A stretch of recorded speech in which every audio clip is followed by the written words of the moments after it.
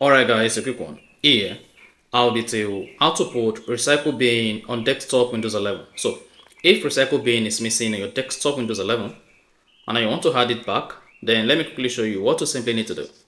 So if at the end of this you find this offer informative, please don't forget to like and then subscribe. Now the first thing to do to put back Recycle Bin on your desktop is click on the Start button, select Settings. Now on your Windows 11 settings page, locate and click on Personalization on the left side. Once you click on that, scroll down and then click on Themes.